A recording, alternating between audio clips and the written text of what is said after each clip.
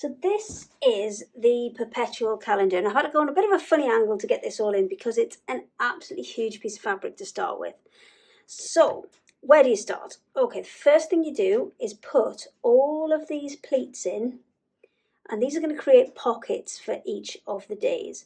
Now what you do is there's a little line printed along the top. You can see it more clearly on the white options, or the white rows here, but you fold it to that line on each of those pockets all the way down, and then when you come to line those up, as you can see, the pattern should match up and you'll get a continuous pattern all the way down your calendar. So once we've folded them all in half, at that point you can see I've marked on all of these with just a heat eraser ball pen. I've marked a line down the centre this way, and then I've come back and marked the line down the centre this way as well. So you can see some of them haven't got all of the marks on and some of them have. Now I'm going to use that point there to line up for when I put my buttonholes in, and you need to put buttonholes in every single one of these pockets because you are going to be able to move things about, and that's what a perpetual calendar is all about. It's about being able to move the days so you can use the calendar forever, not just 1 year. So each of these needs a buttonhole put in, and I will do another video explaining a bit more about different ways you can pop your buttonholes in.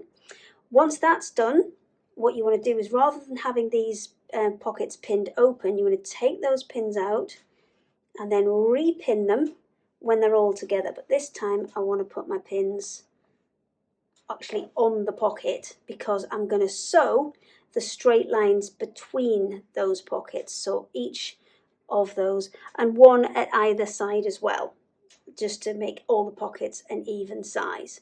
So I'll go ahead, take it to the machine, do most of that, and then come back and tell you how to do the buttons, and then the final step is binding the edges. So I said I'd do another video about how to do buttonholes, and this is one of the methods you can use. So this is an automatic buttonhole foot. Now if you've got one of these with your machine, there should be a little lever that pops up and down like that, and that's what will tell the machine when to stop and come back the other way. So with these, generally there's a little slot at the back here, and the wider or narrower you make that, the wider or narrower your buttonhole will be. So I've got mine set to just the tiniest little gap because I want really small buttonholes for this, and the crosses that I've put on here, that's where I want to start my stitching. So I will just adjust the stitch on here to the buttonhole stitch, and then when I put my foot down on my machine, I just want to make sure that I've got that cross lined up with the markings on my foot in there. Let me just see if I can get you a bit closer. Can you see? I don't know if you can see right in there. You can see just the line coming across and the markings that I've added. So I've got my needle lined up with the centre of there. So I'm going to pop you back down. Let's just let it refocus. There we go. And with an automatic one, if you have the option for a start-stop, use it, because it's really easy when you're stitching a buttonhole for you to lift your foot off too soon and it hasn't completed its full cycle. With this one, this particular machine, it will automatically stop when it's completed its cycle. So now I know it's time to move along to the next one. Now, I don't need to cut the thread off every time. I can just span that across for now and set up for the next one. I need to go back just a touch. That's it there. And then I can cut these little span threads off when I come to tidy everything up a little bit later. So I shall crack on and put the rest of the buttonholes in. Okay, the calendar's coming together now. All of those buttonholes are in, and I've also top stitched the top of each of the pockets.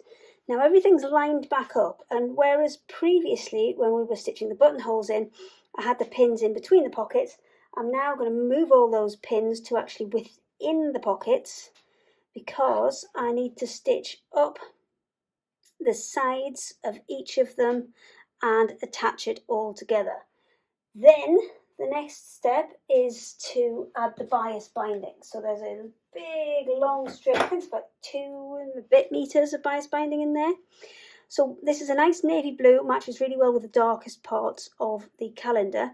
You're going to fold that in half, trim everything back to the line that's printed on there, and then you are going to put it either side like a little sandwich there, and then work all of the way around, stitching that on. So that will complete the out of the calendar.